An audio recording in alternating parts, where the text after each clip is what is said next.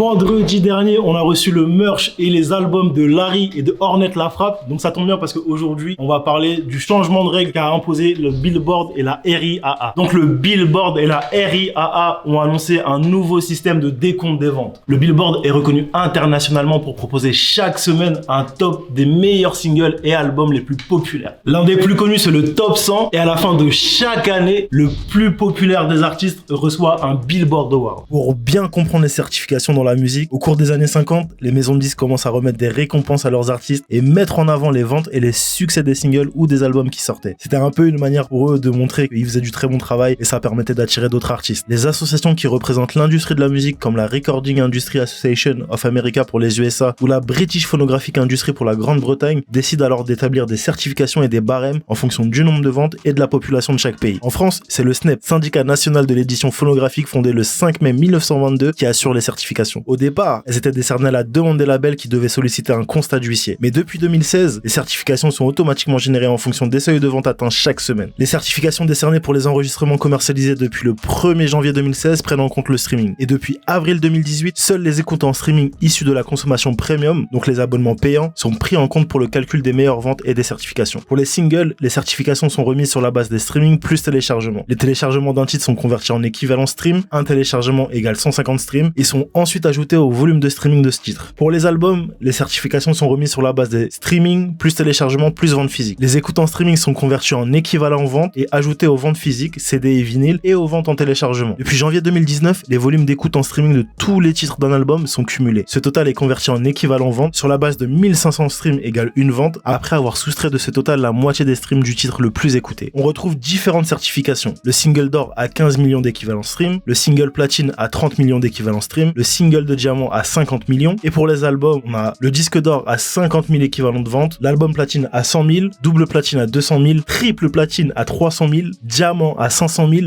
double diamant à 1 million, triple diamant à 1 million simple et quadruple diamant à 2 millions d'équivalents de vente. Jusqu'à présent, ce qui se passait, c'est que les artistes boostaient leurs ventes pour pouvoir atteindre le top des charts. En gros, ce qu'ils faisaient, c'est qu'ils vendaient du merch et à côté de ça, ils te fournissaient une version digitale gratuite de l'album qui était comptabilisée dans les ventes. Cette technique-là, elle est grave utilisée par les artistes. Dernièrement, t'as DJ Khaled qui l'a utilisé pour l'album Father of Ashad, t'as aussi Nicki Minaj et t'as aussi Travis Scott. En gros, en ce qui le concerne, l'album Astro World, il est sorti, il a vendu 205 000 copies de l'album et sur ces 205 000 copies, t'en as 127 000 qui ont été vendues avec le merch. Et cette technique-là, elle est aussi utilisée en France parce que t'as des artistes comme Riles, Dadju ou encore Al Capote qui s'en servent. En gros, ce qui a changé depuis le 3 janvier, c'est que maintenant, pour qu'une unité soit comptabilisée dans les ventes, il faut absolument qu'elle soit facturée avec le merch. Donc pour un single, ça va coûter $3,49 et ça va aussi changer pour les certifications parce que si un artiste il veut viser le disque d'or ou le disque de platine, va falloir qu'il facture la copie $6. Ça veut dire que s'il y a une copie dans le bundle pack, ça va coûter $6 en plus, deux copies $12 et ainsi de suite. Et si le Billboard et le RIAA ont instauré cette nouvelle règle, c'est tout simplement parce qu'ils estimaient que ça reflétait pas les goûts des consommateurs. En fait, ils se sont dit que les consommateurs préféraient le merch plutôt que le projet. Et du coup, pour le Billboard, ça va leur permettre d'avoir des charts qui sont beaucoup plus proches de la réalité. Avec les gars de l'équipe, on va se poser 3 questions. Je vais leur demander si réellement ça va changer quelque chose aux charts et si ça va mieux refléter les goûts des auditeurs. Je vais aussi leur demander s'ils pensent que ça va arriver en France et surtout, est-ce que ça va mettre en difficulté les artistes, sachant que depuis plusieurs années, les ventes de CD sont en baisse. Comme d'habitude, vous aussi, interagissez dans les commentaires, échangez entre vous, likez, partagez. C'est parti pour le débat. Babanks. En vrai, moi je trouve ça archi pété là ce qu'ils font là. Déjà, je pense un truc, c'est que les gens qui achètent le merch, c'est des gens qui sont fans de l'artiste et qui forcément auraient acheté le projet, que ce soit dans le merch ou pas, tu vois. Donc je pense que 90% du merch vendu, c'est des gens qui auraient forcément acheté l'album à côté. Maintenant, il y a des exceptions, genre un mec comme Travis, je sais pas si tous les gens qui achètent le merch Travis, ils l'achètent pour l'album, tu vois. C'est une exception parce que Travis, tu sais, ça fait vendre et ainsi de suite. Mais je pense que la plupart des artistes, genre si t'achètes le merch de l'artiste, c'est que t'es fan de l'artiste et donc du coup, je pense que genre tu peux être comptabilisé dans l'achat de l'album aussi. Et j'ai l'impression qu'ils font ça juste pour récupérer de l'argent ou que les distributeurs récupèrent. Enfin, je sais pas, c'est bizarre. Je trouve que c'est pas un bon concept. Je trouve que c'est cool d'avoir du merch et je trouve que c'est cool d'avoir un CD dans le merch. Je trouve que c'est un packaging et c'est d'art d'avoir ça. Moi, par exemple, j'ai déjà acheté des trucs où il y a un CD en plus, un truc. Et gros, j'étais content d'avoir le CD en plus. Et je suis content qu'on me comptabilise parce que le CD, je vais l'écouter, frère. Tu vois. En vrai, je suis assez d'accord avec toi, mais je me demande, genre, si t'achètes, je sais pas, 10 pièces de merch parce que t'aimes la casquette, le hoodie, les machins, et qu'on te passe 10 CD, jamais t'aurais acheté les 10 CD. Enfin, c'est juste dans ce sens-là où je me dis que c'est peut-être un peu logique, et c'est pour ça que je comprends pas pourquoi on on compte pas en fait le nombre d'albums téléchargés plutôt que d'ajouter toutes les règles qu'ils ont faites là, qui sont, que je comprends pas trop. Pourquoi on comptabilise pas les albums qui sont dans le merch et on regarde lesquels sont vraiment écoutés et ceux-là ils comptent comme des albums vendus. Dans ce cas-là, tu tues totalement la vente physique. Même si évidemment là elle est totalement en déclin, si on tue dans l'environnement, là pour le coup il n'y aura plus du tout de vente physique. En général, dans les parcs de merch, c'est des trucs digitaux que t'as avec, pas un album physique, tu vois. Qui est touché un peu avec ce sujet-là, c'est que tu vois, par exemple, toi tu fais une différence entre un album qui va être écouté et un album qui est pas écouté, tu vois. Si on prend l'exemple d'un artiste qui sort le même album avec 2 couvertures, les gens vont acheter les 2 albums et ils vont pas forcément écouter les 2 CD, tu vois ce que je veux dire, mais ils vont le faire pour avoir les 2 objets chez eux. Et pour moi, c'est exactement la même chose que quand on achète du merch en vrai. C'est juste que le but de toute façon, c'est de faire en sorte que les mecs ils achètent de plus en plus de CD. Du coup, tu t'essayes d'enfiler avec des suites, avec des pochettes différentes, mais au final le résultat c'est le même, c'est juste de pousser les ventes. Par exemple, PNL ils l'ont fait. Après il y avait quand même un son sur chaque album, mais je suis sûr qu'ils auraient fait 2 pochettes différentes avec exactement le même son, ils auraient vendu autant que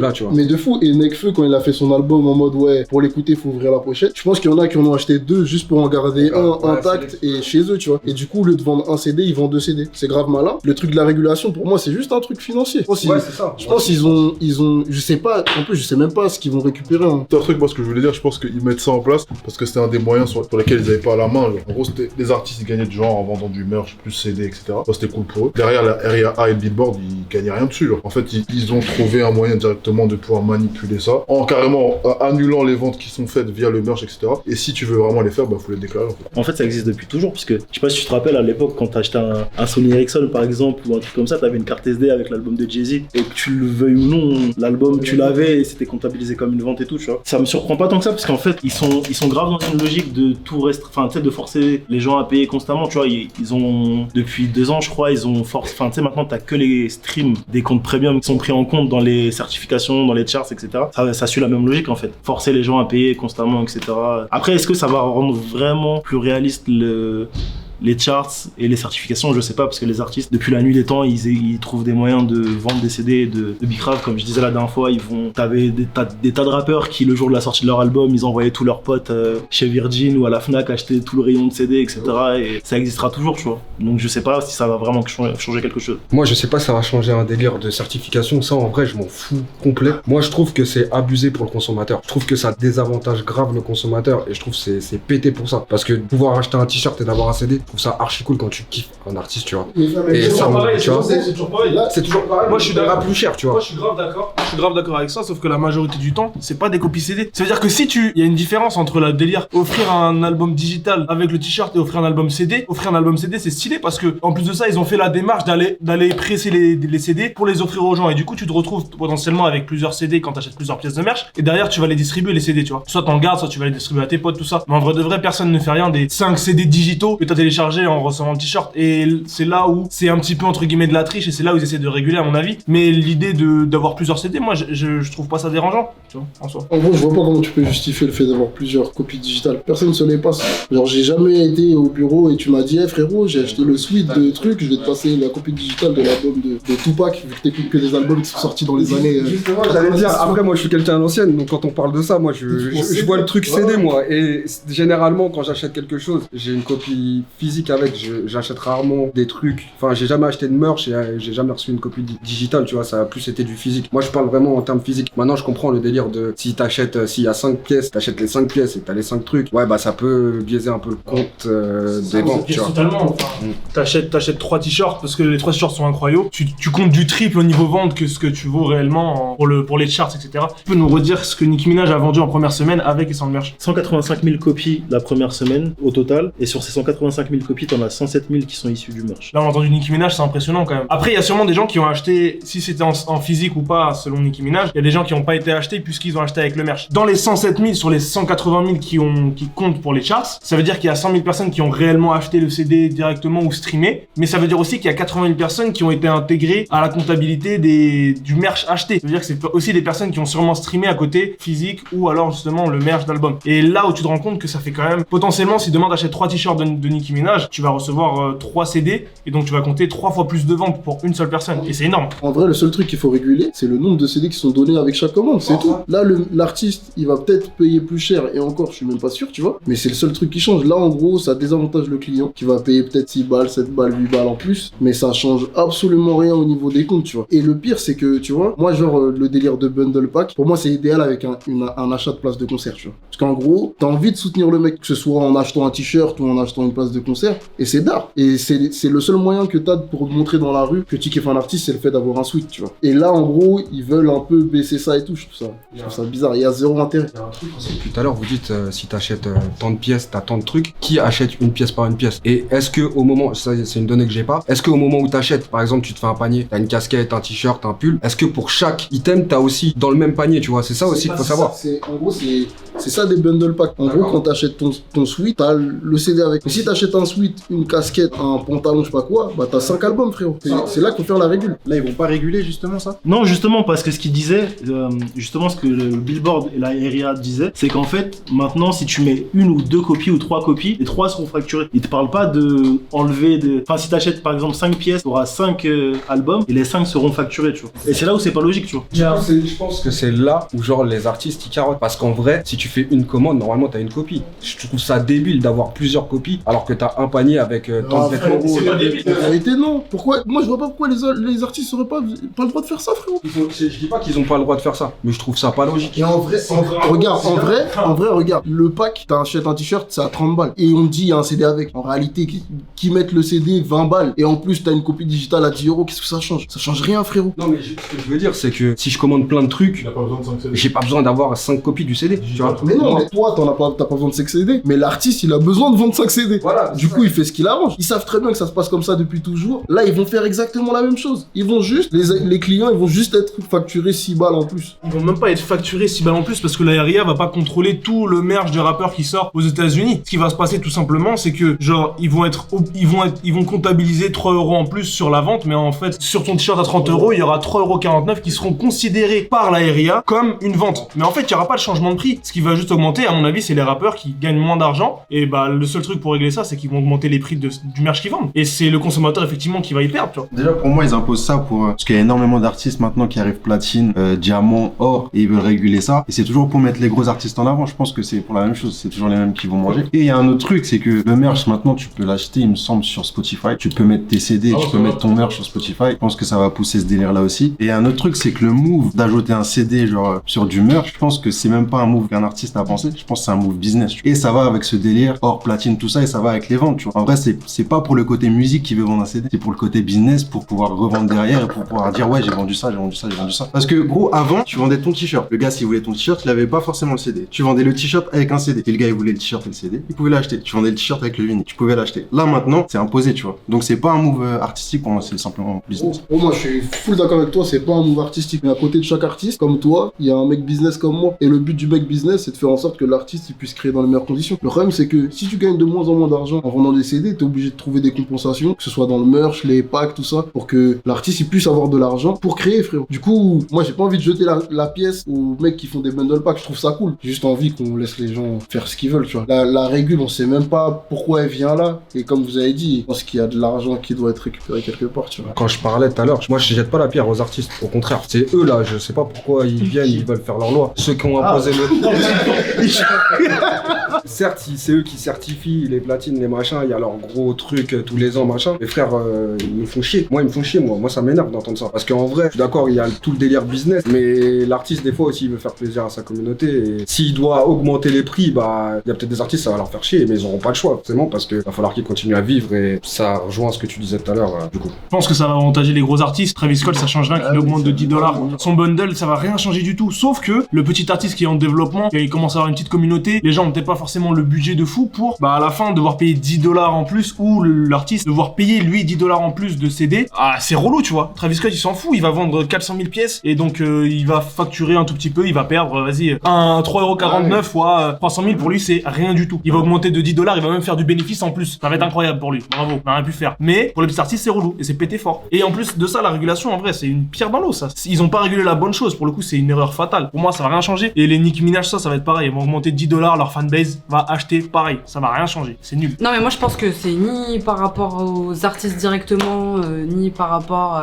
Je pense qu'ils se cachent derrière le fait qu'ils estiment que c'est un peu de la triche de compter le merch dans les ventes pour juste réguler de manière globale l'industrie musicale en fait. Parce que là, avec les acteurs du streaming qui sont arrivés, on sait plus comment comptabiliser les écoutes, on sait plus ce qui est considéré comme une vente ou pas, on sait plus pourquoi un artiste est certifié, comment il devient or en 10 secondes et pareil en platinum. Je pense juste qu'ils essaient de trouver les bons critères pour juste réformer un peu l'industrie musicale. Après c'est hyper maladroit, je trouve ça nul. Ça désavantage les consommateurs parce que je sais pas moi, si je prends des petits rappeurs qu'on connaît comme ça, ils ont une fanbase qui est assez jeune, donc oui, on dit c'est rien de rajouter 10 balles, bah si, ça reste quelque chose. Et donc ça je trouve ça hyper dommage toujours d'un point de vue consommateur. Mais derrière c'est du gâchis aussi parce que vas-y, un artiste il nous vend son univers et comme il dit Sean, si on a envie de payer 10 CD ou 10 copies digitales, on le fait, tu vois. En gros, depuis tout à l'heure on parle du move business et en fait c'est son j'ai peur, c'est que finalement en fait on s'éloigne de plus en plus de la musique, que ce soit pour le gros artiste et même pour le plus petit. On va avoir de plus en plus de marketing finalement autour du merch et qu'on délaisse de plus en plus la musique. C'est vraiment ça dont j'ai peur en fait. Après le truc c'est qu'on est en France et en France on n'a pas trop cette culture du bundle pack plus ou moins, tu vois. Ouais, mais je pense qu'au States c'est normalisé et qu'il n'y a pas de marketing du CD. Je pense que ça change rien pour eux, ça les fait juste chier parce qu'ils perdent de l'argent aujourd'hui. Je suis d'accord, mais je pense que si on remarque les dernières sorties, on a de plus en plus de bundle pack qui arrivent en France. Notamment Lorenzo, donc avec son dernier album, il a fait associé avec un site pour adultes et je crois qu'il a aussi bombardé en termes de vente grâce à ça. Et tu vois même au niveau des sorties, tout à l'heure tu parlais de Nekfeu, là on a reçu les produits le merch de Larry, Ornette La Frappe. Donc tu vois, ça commence à vraiment se démocratiser de plus en plus et j'ai peur que ce genre de loi et des réformes arrivent en France et que du coup on pousse de plus en plus le merch et ce genre de choses et que du coup c'est au détriment de la musique. Moi je te dis un truc, j'ai hâte de ça, tu sais pourquoi? Parce que là la différence notoire qu'on a entre ces deux marchés là, c'est que le merch en France c'est pas encore un vêtement genre vraiment stylé, tu vois. Quand tu prends l'exemple de Chief Keef, tu regardes son merch, c'est incroyable frérot, on dirait c'est une marque de vêtements. D'ailleurs il l'avait cobaladé dans le clip Ferrari ou Lamborghini ou je sais pas quoi là. Et moi j'ai hâte de ça, moi j'ai envie que en France on ait des merch qui tuent de ouf et que les artistes ils puissent nous proposer des vêtements qui ont un vrai rapport, un avec leur univers et de deux qui soient aussi bons qu'une marque de vêtements normale, tu vois. Le truc que vraiment je trouve dommage, c'est que la finalité de tous ces mouvements là, c'est que ça veut dire qu'on va prendre en compte dans la comptabilisation dans le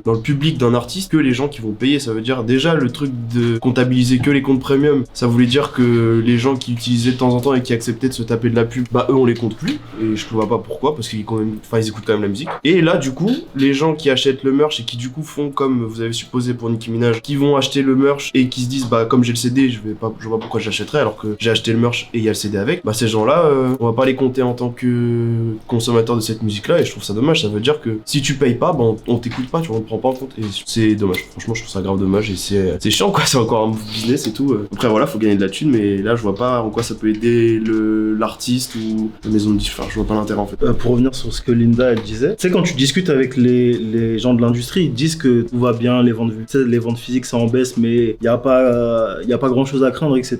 Et en fait j'ai l'impression qu'ils sont vraiment en perte totale parce qu'ils prennent des décisions pour essayer de ligaturer le truc au maximum. Tu vois par exemple le délire des certifications pour les albums, en gros ils cumulent l'ensemble des écoutes sur le projet, tu vois, genre 1500 streams c'est une vente, donc ils comptabilisent tout ça et une fois qu'ils ont comptabilisé toutes les écoutes du projet, ils soustraient la moitié du titre le plus écouté sur le projet et ça a pas de sens comme calcul, tu vois. Et ils font que des moves comme ça. Là, rajouter un tarif, et forcer les gens à payer un produit. Moi, je me place comme toi, tu vois, du côté du client. Frère, il y a des fois, t'as économisé pour acheter ton hoodie Travis Scott ou un truc comme ça. Et même si c'est que 3,49€, frère, j'ai peut-être pas les 3,49€ derrière et c'est relou, tu vois. Et ça veut dire que le gars, il va économiser pour acheter son merch, il va streamer l'album. Des deux côtés, ça va pas compter. Et c'est d'autant plus pété pour les petits artistes parce que eux, ils ont besoin de se développer, ils ont besoin justement d'être poussés, etc. Et on les avantage pas et je trouve ça nul. Et le pire c'est que là pour l'instant c'est aux États-Unis, mais comme c'est des syndicats qui sont liés et qui font tout les uns après les autres, tu vois, ça veut dire que ça va arriver ici aussi et c'est pété de ouf, tu vois. Moi j'espère juste qu'on va trouver une alternative à ça. Genre il y a 10 ans les gens ils vendaient leur CD à la main, là ils ont trouvé l'idée de l'attacher au merch. J'espère que genre dans un an ou deux on aura trouvé une autre solution qui sera d'art, tu vois, avant que bien sûr ils viennent nous taxer dessus, tu vois. Et j'espère qu'on trouvera une solution forte. Là en gros ce que le RIAA et le Billboard essayent de faire c'est récupérer ce qu'ils ont perdu, leur part de marché. Que là les artistes ont trouvé une technique, une petite filouterie pour se faire plus d'argent en vendant du merch et gratter des places dans le classement parce qu'en gros les ventes faites via le merch ça comptabilise pour qu'ils montent dans le classement, tu vois. Et là si tu transposes ça à la France, l'équivalent du RIAA c'est la SNEF et la SNEF ça représente les intérêts de 53 labels et maisons de disques et leur chiffre chiffre d'affaires totalise 75% du marché de toute la musique française. Donc en gros, si tu rajoutes 3,49€ à tout ce qu'ils se font déjà, ça fait un très gros chiffre d'affaires. En tout cas, bravo à eux, on a rien pu faire. En vrai, les artistes trouvent toujours des techniques. C'est un univers créatif. Les artistes vont toujours trouver une technique pour donner un peu plus de leur personne à leurs fans, tu vois. Que ce soit à travers du merch, de la musique, des concerts, des expériences et tout. Du coup, moi, je suis pas pessimiste dessus. Moi, ma seule question, c'est Monroe, il est où le merch et il est où l'album, frérot? Vous mettez la pression là, genre tout le monde me regarde là. Non mais gros, tu vois ce que je veux dire, je travaille dessus. Ta sœur, il va m'aider pour le merch. On va travailler ça tous ensemble et on va concevoir ça au calme. Le projet il est en cours, tu vois, je suis en studio, tout ça. J'ai l'impression de faire ma promo un petit peu, mais on est ensemble. Je reçois des menaces, tout ça, donc ça arrive, vous inquiétez pas, ça arrive. Bon, mais BG, maintenant vous avez les avis du bureau. En gros, le changement de règles de la RIAA et du Billboard va forcer les artistes à se renouveler, à trouver de nouvelles façons de distribuer leurs produits. Peut-être que ça va permettre aussi à l'industrie de la musique de reprendre la main sur tout ça. Comme vous avez vu, l'équipe elle est un peu mitigée. Il y en a qui pensent que ça va désavantager le consommateur, mais que ça va arranger l'industrie de la musique. Dites-nous ce que vous en pensez dans les commentaires. Likez, partagez, envoyez du love. Bonne soirée à tous, mes nés. Bye bye.